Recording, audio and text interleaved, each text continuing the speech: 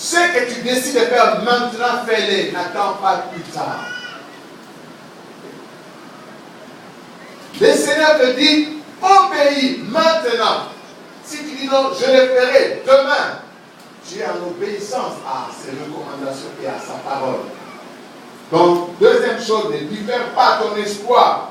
Sinon, tu continueras à rendre ton corps toujours malade. Proverbe 13, 12. Troisième chose pour savoir comment sortir de notre cachette, c'est avoir la crainte de l'Éternel. Et quand tu as la crainte de l'Éternel, tu vas connaître la voie que tu peux suivre. La voie de la justice. Le psaume 25, versets 12 à 14, dit ceci. Quel est l'homme qui craint l'Éternel? L'Éternel lui montre la voie qu'il doit choisir. Son âme reposera dans le bonheur et sa postérité possédera le pays. L'amitié de l'Éternel est pour ceux qui le craignent et son alliance leur donne instruction. Est-ce que tu marches dans la crainte de l'Éternel? Est-ce que Dieu est ton ami? Est-ce que par rapport à ce qu'il t'a déjà recommandé, tu restes en alliance avec lui? Apprends à rester en alliance avec le Seigneur si tu veux sortir de ta cachette. Quatrième chose que nous devons faire pour bien sortir de nos cachettes, c'est confesser nos péchés, confesser nos fautes. Esdras 10, verset 11, dit ceci. Esdras 10, 11. Confessez maintenant votre faute à l'Éternel, le Dieu de vos pères, et faites sa volonté. Séparez-vous du peuple du pays et des femmes étrangères. Dieu veut, quel que soit ce que tu es. Je peux dire que non, je suis déjà converti. Je suis dans l'Église comme Seigneur et Sauveur. Mais oui, je vis dans les péchés. Tu dois confesser ces péchés. Tu ne vas pas rester en cachette avec ce péché-là. Je sais que tu vis dans les péchés. Il existe. Tu dois confesser le péché.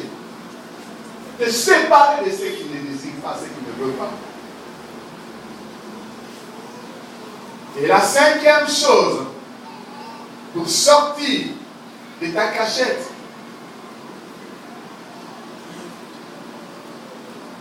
c'est comme Paul est en train de dire dans 2 Corinthiens, chapitre 6, verset 17. Sortez du milieu d'eux. Sortez de tout environnement qui n'est pas de Dieu. Sortez de toute amitié qui t'amène à la perdition. Sortez de tout occultisme, bien que ça va te rendre riche momentanément. Sortez de la sorcellerie. Sortez de ce mariage qui n'est pas conforme à la volonté de Dieu. Sortez et il va t'accueillir parce que tu es son fils. Il t'attend, il veut que tu puisses sortir. David, dans 1 Roi 19, les passages que je vous ai donnés, la Bible dit de David ceci, pour savoir comment sortir. 2 Samuel 19, le verset 4 à 9 dit ceci. Le roi s'était couvert le visage et il cria à haute voix, mon fils Absalom, Absalom, mon fils, mon fils. Comme Absalom était tué à cause de sa rébellion, David est en train de pleurer. Joab entra dans la chambre où était le roi et dit, tu couvres aujourd'hui de confusion la face de tous tes serviteurs qui ont aujourd'hui sauvé ta vie, celle de tes fils et de tes filles, celle de tes femmes et de tes concubines. Tu aimes ceux qui te haïssent et tu aimes ceux qui t'aiment, car tu montres aujourd'hui qu'il n'y a pour toi ni chef ni serviteur. Et je vois maintenant que si Absalom vivait et que nous fussions tous morts en ce jour, cela serait agréable à tes yeux. Lève-toi donc, sors et parle au cœur de tes serviteurs, car je jure par l'Éternel que si tu ne sors pas, il ne restera pas un homme avec toi cette nuit. Et ce sera pour toi pire que tous les malheurs qui te sont arrivés depuis ta jeunesse jusqu'à présent.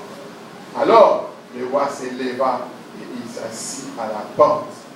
On fit dire à tout le peuple, voici le roi est assis à la porte. Et tout le peuple vint devant le roi. Cependant, Israël s'était enfui chacun dans sa tente. À cause d'une victoire qui était transformée en deuil, les gens se sont retirés.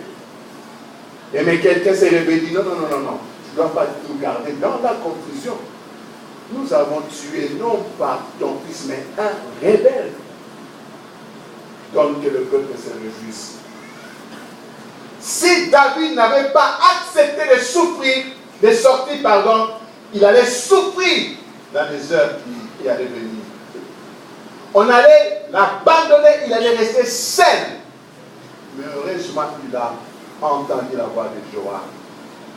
C'est le cas pour toi. Dieu veut que tu sortes de ta situation. Dieu veut que tu abandonnes ces histoires-là. Dieu veut que tu reviennes vers lui. Si tu veux voir sa gloire. Pourquoi tu attends? Jusqu'à quand resterais-tu dans ces choses qui ne glorifient pas le Seigneur? Quelque part, les amis de Roua ont chanté. Ils ont dit ceci quand ils ont chanté Yahweh, Papa Ofanina. Quelque part, ils ont dit Mokili est comme une asuka. Kangama na masia. Okomona nkembo na ye. Mi batela. Mi batela. Sauter ma soum. Pourtant, vous y êtes soudé à Koya. Osala na ye longo. Est-ce que tu veux te garder? Est-ce que tu veux te purifier? Est-ce que tu veux sauter le péché? Ou bien tu veux rester dans ces choses-là que tu fais jusqu'à aujourd'hui?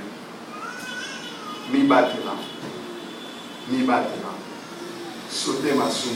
Yesu azoya. Abenemi ya. Écoute, il paye quoi ya. Na dolenge ni yoza kozelela ye. David devait sortir. Sinon, quelque chose de pire allait venir. Et nous avons vu comment tu peux sortir de ta situation. Mais la clé pour sortir de ta situation, c'est la prise de conscience. Comme quand nous enseignons aux baptisés, nous leur disons toujours, le baptême, c'est un engagement d'une bonne conscience devant Dieu et devant les hommes. Une bonne conscience, c'est faire ce qu'on reconnaît qui est normal, sans douter. Si tu ne prends pas conscience, ce sera difficile pour que tu puisses sortir. Et en prenant conscience, tu dois connaître les temps de Dieu. Ça doit être selon les temps de Dieu. Parce que ces choses, c'est souvent une confrontation avec l'ennemi qui te retient. Quand tu décides, il te retient.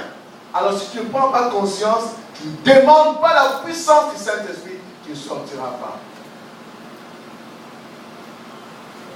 Il faut prendre conscience.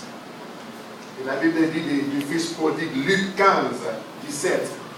Étant rentré en lui-même, il s'est dit, combien de mercenaires chez mon père ont du pain en abondance et moi ici je meurs de faim?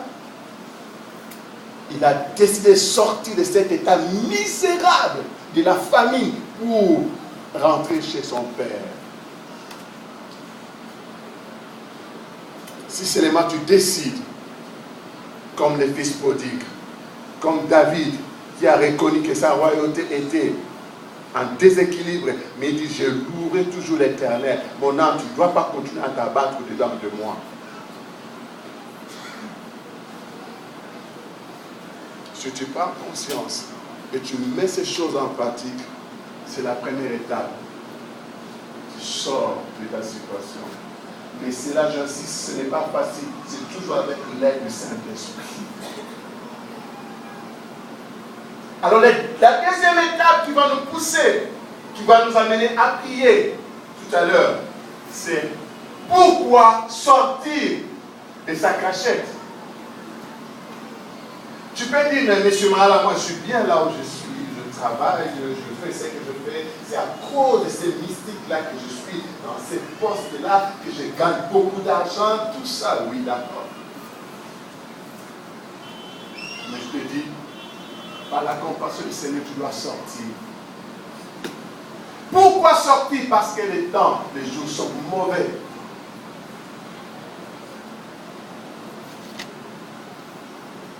Parce que les jours sont mauvais. Le monde vit dans l'angoisse. Les mâles sont sournoisement en train d'être appelés bien. On vous donne les mâles, les cadeaux empoisonnés qui vont vous tuer dans les secondes qui viendront. Vous êtes aveuglés, vous ne voyez rien. Voilà pourquoi il faut sortir. L'aveuglement spirituel bat son plein. L'occultisme est en train de pénétrer même à l'église. Vous le savez. Voilà pourquoi toi qui n'as pas encore touché à cela, sors de ces muliers. Dieu t'attend.